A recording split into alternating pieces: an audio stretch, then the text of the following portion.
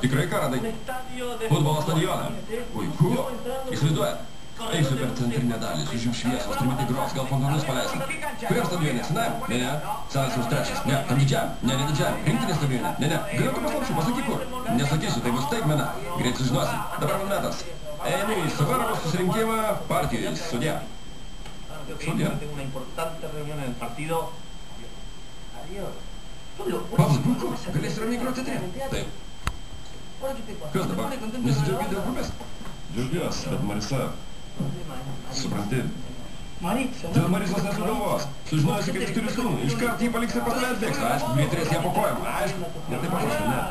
Net jei užmirš Simoną, su manim nenorės draugauti. Kodėl taip manai? Iš akių mačiau.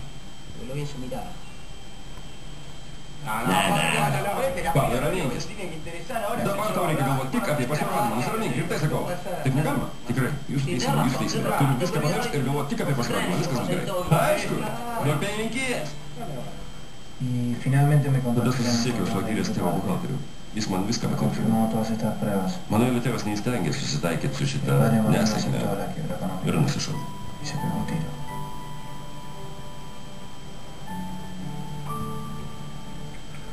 Mano šeima čia yra nieko dėta. Žinau, bet Manuelis dėl visko kaltina mūsų šeimą. Todėl jis čia atvažiavo, liūdėm atkerštą.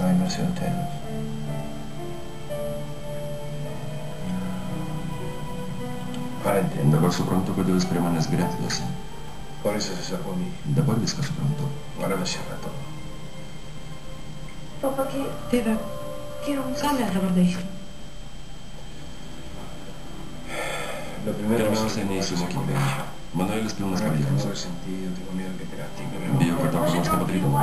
Tėveli, man reikia, man egzaminai. Atsiprašau, Kvalučiai. Aš galėčiau pasirūpinti Miją. Galiu ją apsaugoti. Tiesą sakant, kaip visada. Galite būti ramus. Manuelis prie jos nė neprisartins. Tėve. Gerai. Einu. Būk atsargi, mieloji. Jei kas suveik. Gerai. Aš labai tave myliu.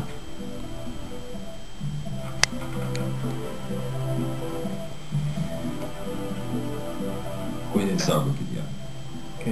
Nesirūpinkit. Sudė.